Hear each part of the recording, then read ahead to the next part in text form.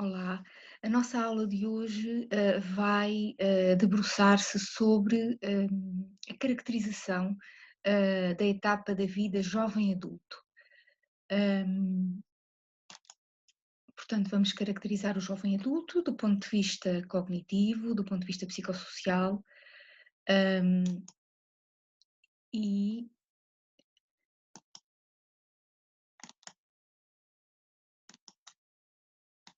vou começar, portanto, por dizer quais as principais tarefas de desenvolvimento do jovem adulto. É uma fase que vai, portanto, que cobre o período entre os 20 e os 40 anos, portanto, aproximadamente, antes da entrada da meia-idade. O funcionamento físico encontra-se optimizado, está no seu auge e, portanto, as pessoas têm a tendência para sentir que podem fazer, podem concretizar os seus sonhos, podem concretizar, portanto, os seus objetivos do ponto de vista profissional e pessoal. Entra-se nesta fase, para muitos autores, quando se tem uma profissão, quando se entra no mundo do trabalho. É esta a baliza social que nos diz que alguém entrou na fase jovem adulto. Uh, Quando nós falamos de desenvolvimento, durante muito tempo, quando se falou de desenvolvimento, da psicologia do desenvolvimento, estava-se a falar sobretudo do desenvolvimento até à infância ou até à adolescência. E, portanto, durante muitos anos, esta fase, a fase da adultez, portanto, a fase do adulto, desde do jovem adulto até à meia-idade e depois à terceira idade, foi desconhecida, não se estudava. E, portanto, só recentemente é que passou a ser alvo de estudo portanto, os estudos sobre esta fase ainda são relativamente recentes face aos estudos do desenvolvimento da criança, por exemplo.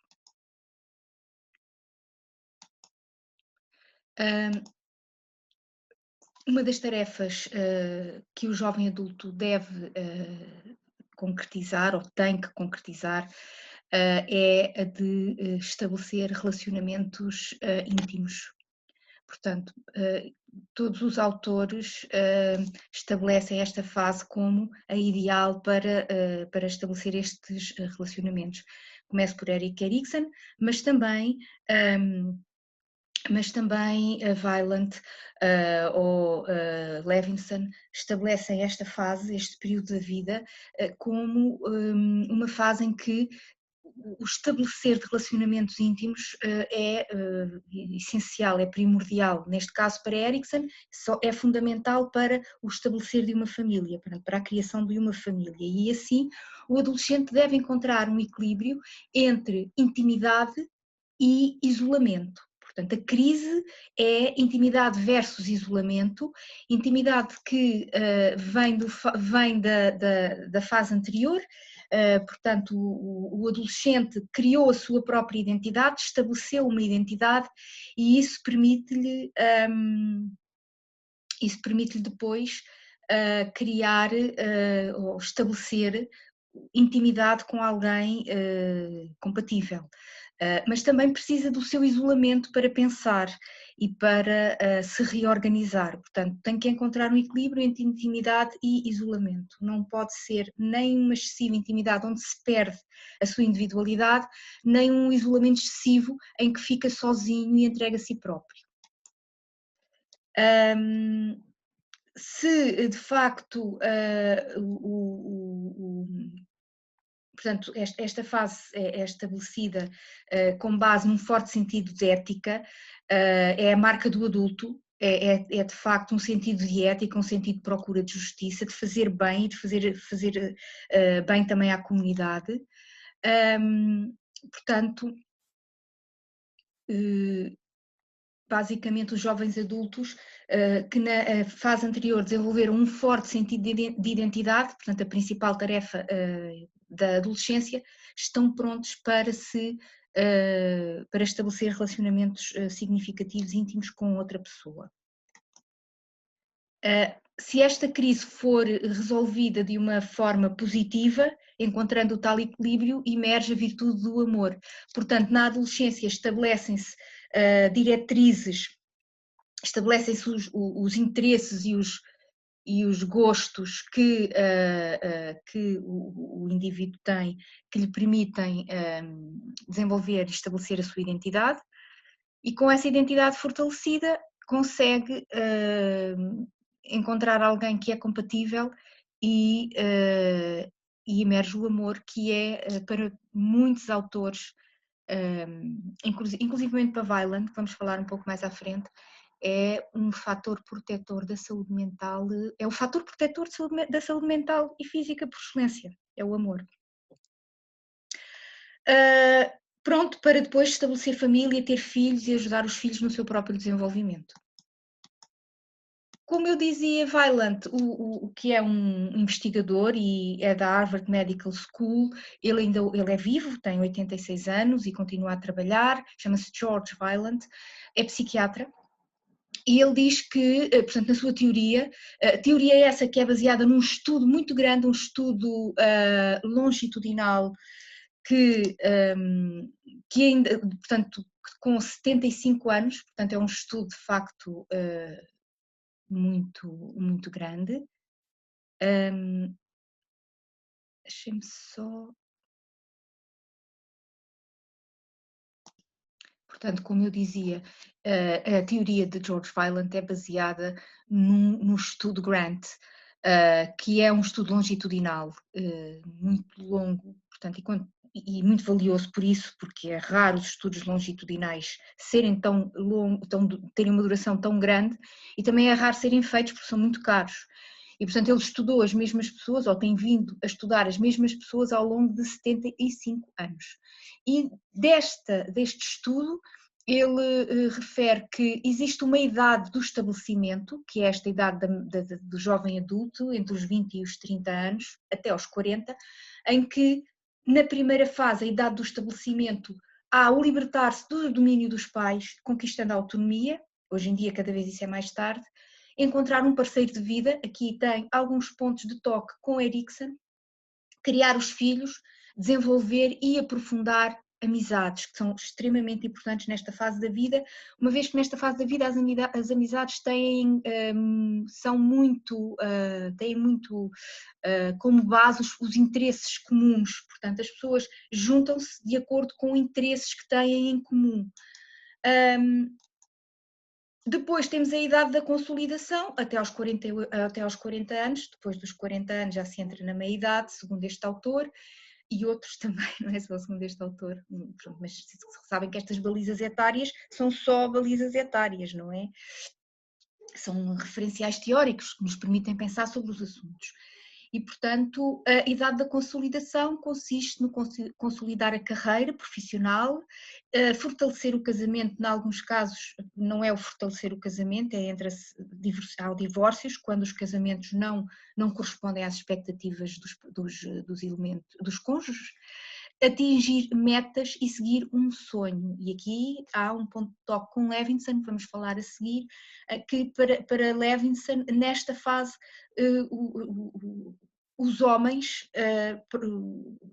mas também as mulheres, depois eu explico um pouco melhor lá à frente, rodeiam a sua vida, alicerçam a sua vida em torno de um sonho, em torno de uma meta que procuram seguir e nem sempre conseguem, e depois quando entram na meia-idade podem entrar em crise precisamente porque não atingiram os objetivos que traçaram nas fases anteriores. Portanto, a idade de transição para Weiland consiste em, portanto, aqui nesta fase, em princípio, já será estabelecido a sua carreira e uma série de etapas que foram cumpridas, e então o indivíduo procura refletir, faz uma retrospecção sobre a si próprio, sobre aquilo que realmente quer, sobre o que alcançou, faz um balanço da vida e normalmente procura-se abandonar um trabalho compulsivo e descobrir com base na experiência prévia aquilo que realmente gosta e aquilo que realmente que realmente se procura fazer. Portanto, é quase como que um reestruturar da identidade, não é? Aquela identidade que foi construída na adolescência aqui parece sofrer uma reestruturação.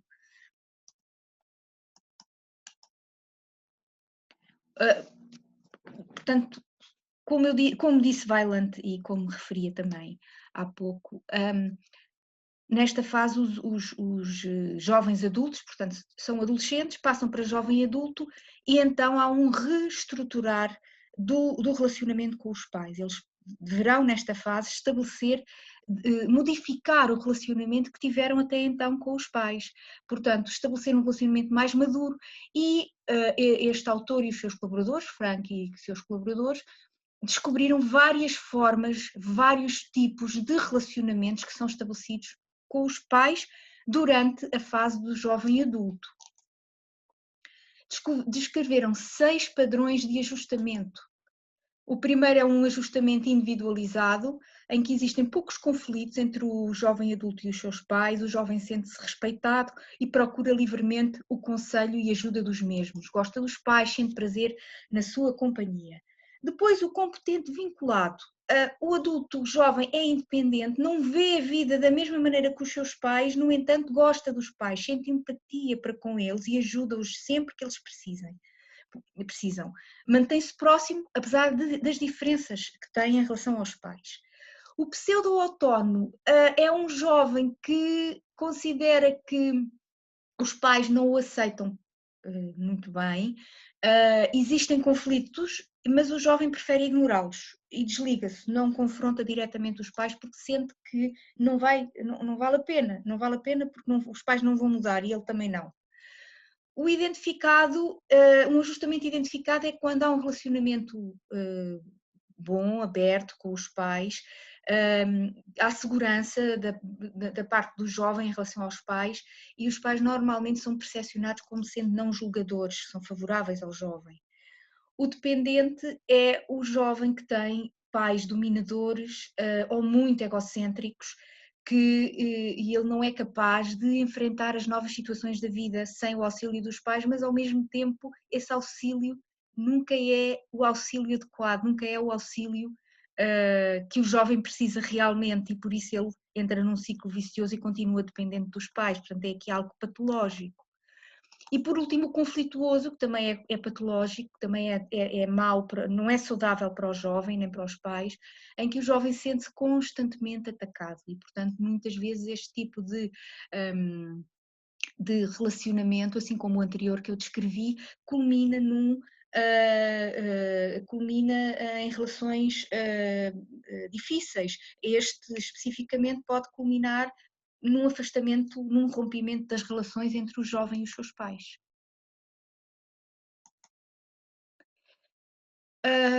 Isto já vos disse que nesta idade, na idade adulta inicial, portanto, as amizades centram-se sobretudo em interesses comuns, em atividades de trabalho, na criação dos filhos, e também no que diz respeito às relações de intimidade ou de amor, a paixão, o comprometimento e a intimidade são extremamente importantes, são os 3 elementos do amor, isto aqui em complemento à virtude que pode emergir e que deverá emergir nesta fase, segundo Erikson.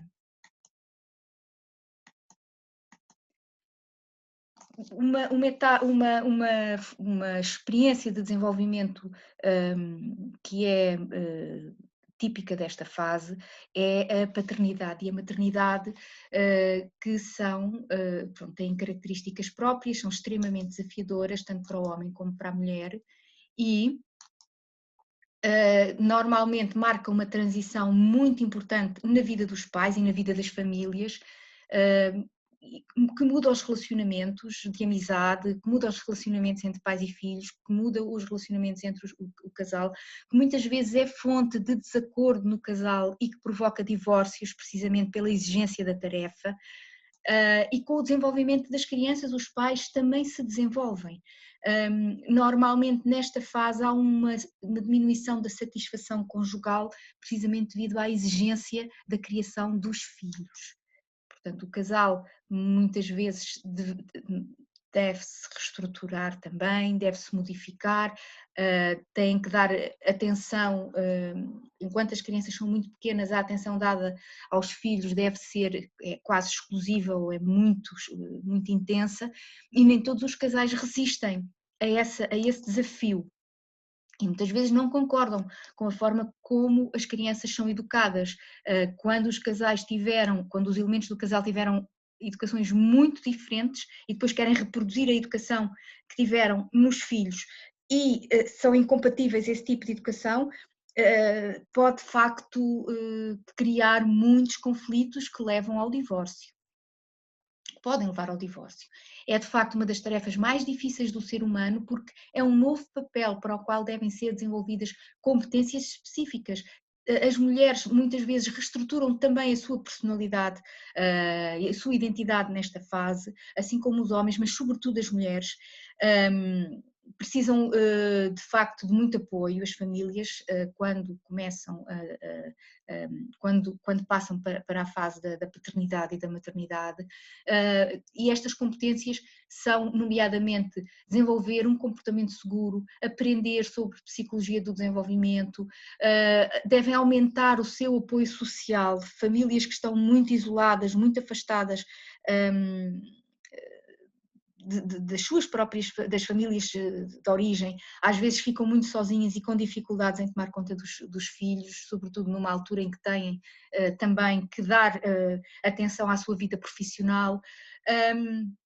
E, portanto, têm que aprender também formas positivas, se ainda não as desenvolveram, de se relacionar com as instituições que os rodeiam, com as escolas onde os filhos vão ser colocados, com os diferentes profissionais que podem servir, podem ajudar as famílias quando elas necessitam. Depois, do ponto de vista cognitivo, nós falámos anteriormente que as famílias, desculpem, que o adolescente tem, que na adolescência emerge o pensamento formal, que é um pensamento assente na lógica hipotética ou dedutiva, mas que é para muitos autores, de facto, um pensamento que fica na adolescência. O pensamento do adulto é um pensamento pós-formal, é um pensamento diferente, e é diferente porquê? Portanto, isto acho que...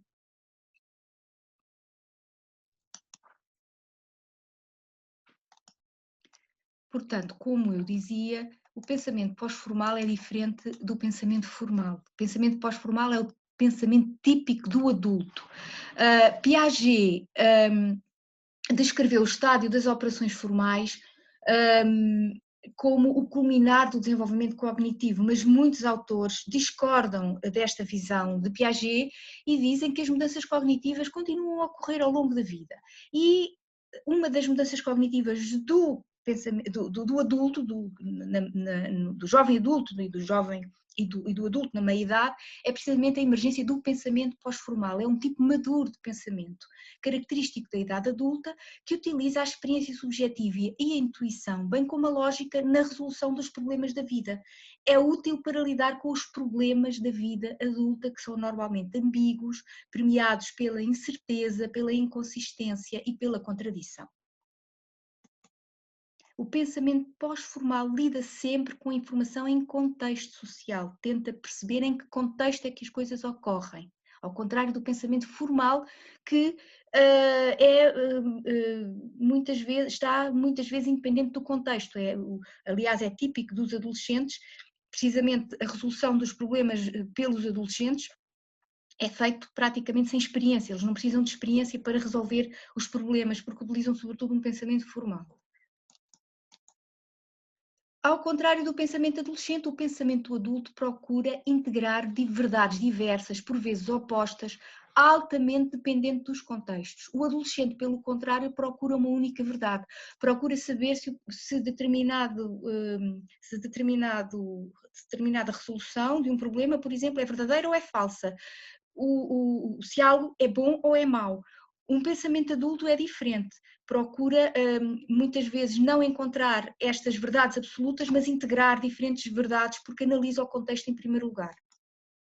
As características do pensamento pós-formal são reconhecimento e compreensão da natureza relativista, portanto, o conhecimento é relativo, aceita que existe a contradição e a incerteza fazem parte da realidade e, por isso mesmo, consegue integrar a contradição em diferentes sistemas mais compreensivos, e isso muitas vezes faz com que tanto os jovens adultos como os adultos fiquem imobilizados, porque se tudo é relativo, então como é que nós escolhemos aquilo que realmente é bom, ou aquilo que realmente devemos fazer? Portanto, pode haver aqui um perigo de imobilismo.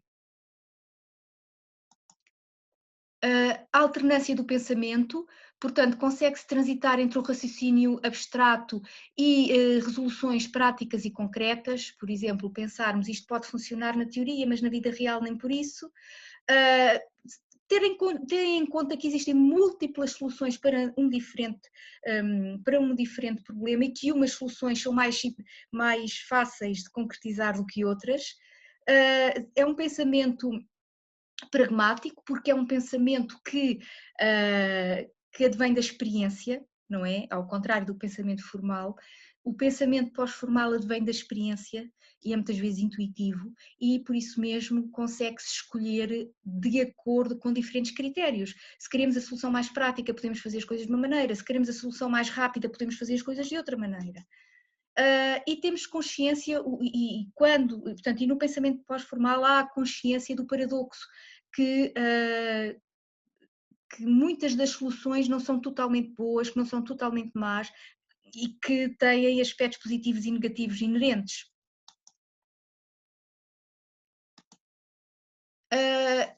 Do ponto de vista da personalidade, queria apresentar-vos só sucintamente o modelo de traços de Costa e McRae, e que nos diz que ao longo da idade adulta, portanto nos jovens adultos e meia-idade, ao longo da idade adulta os traços de personalidade parecem manter-se estáveis, com poucas alterações, embora possam sofrer alguma alteração tendo em conta o contexto e as experiências de vida, de uma maneira geral os traços de personalidade mantêm-se estáveis ao longo da vida, e isso diz-nos o modelo dos 5 fatores de Big Five de Costa e McRae. E diz-nos o que é este modelo, que diz-nos que existem 5 grupos de traços que podem explicar a personalidade do adulto. Estes 5 fatores têm associados 5 grupos de traços. Cada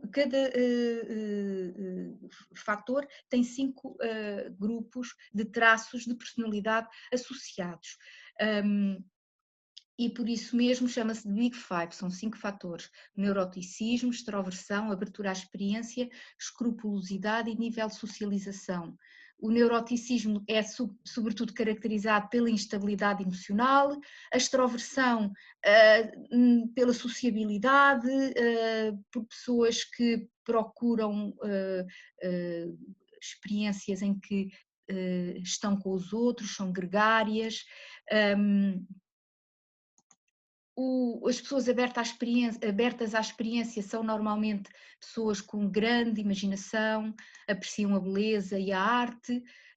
Pessoas escrupulosas normalmente são realizadoras, são competentes, organizadas, e o que estes autores descobriram é que estes traços, estes fatores são notavelmente estáveis ao longo de toda a vida. Entre os 21 e os 30 anos, portanto, nesta fase inicial do jovem adulto, parecem assumir a forma final e plenamente desenvolvida, e depois poucas alterações vão ter ao longo da vida estes traços de personalidade. Portanto, têm a tendência a permanecer iguais e influenciam o modo como o indivíduo se adapta ao mundo. Portanto, temos aqui uma imagem que nos mostra que a personalidade portanto, é construída e está influenciada por estes 5 fatores: abertura, consciência, escrupulosidade, extroversão, neuroticismo, e que, por isso mesmo, este modelo reforça a importância do grau de harmonia entre o indivíduo e o ambiente, ou seja, nós procuramos normalmente, nós seres humanos, procuramos um nicho social onde os nossos traços se enquadrem. Portanto, como eles são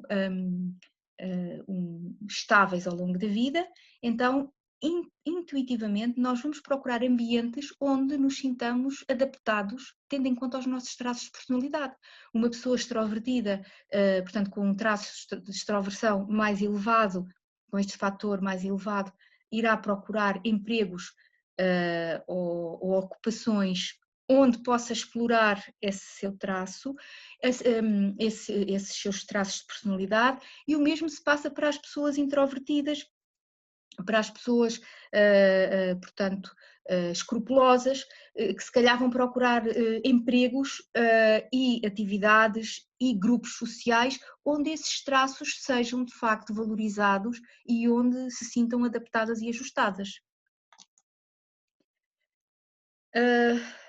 Pronto, isto basicamente já disse. Outro autor que nos fala do desenvolvimento da personalidade na idade adulta foi Daniel Levinson, que já faleceu, e ele basicamente, pronto, ele fez dois estudos, um que foi com base no desenvolvimento, portanto, no desenvolvimento dos homens, no desenvolvimento da vida dos homens, e depois sofreu críticas pelo facto da amostra que escolheu de ser exclusivamente masculina, e mais tarde, acho que uns 20 anos mais tarde, fez um estudo semelhante com mulheres. O primeiro estudo deu origem ao livro The Seasons of Man Life, e o segundo deu origem ao livro The Seasons of Woman Life. Acho, não sei se estou a dizer bem. Pronto. Basicamente o que ele diz é que nós, ao longo da vida, vamos criando diferentes estruturas e essas estruturas vão se modificando consoante a etapa em que estamos. Portanto, a estrutura é um padrão ou projeto de vida que uma pessoa constrói em determinado momento e normalmente constrói-se em torno de algo importante, pode ser a família, pode ser a profissão, normalmente são estes dois fatores mais importantes. Ele defende que as pessoas moldam as suas estruturas de vida durante épocas sobrepostas, aproximadamente de 20 a 20 anos ou de 25 a 25 anos. E cada época tem uma fase de ingresso, que é quando começa, e uma fase de culminação, que é quando termina. Cada fase tem as suas próprias tarefas e existem transições em que as pessoas reavaliam a sua vida e modificam novamente os seus planos. Na fase de ingresso da idade adulta, portanto do jovem adulto, entre os 17 e os 33, segundo Levinson, o indivíduo constrói a sua primeira estrutura de vida provisória. Sai de casa dos pais, pode ou não ingressar na faculdade, ou então nas Forças Armadas, se for o caso, torna-se independente financeira e emocionalmente dos seus pais. Escolhe uma ocupação e normalmente também estabelece um relacionamento íntimo que pode ou não culminar em casamento e filhos. Portanto, esta fase tem duas tarefas muito importantes para Levinson: formar um sonho e encontrar um mentor.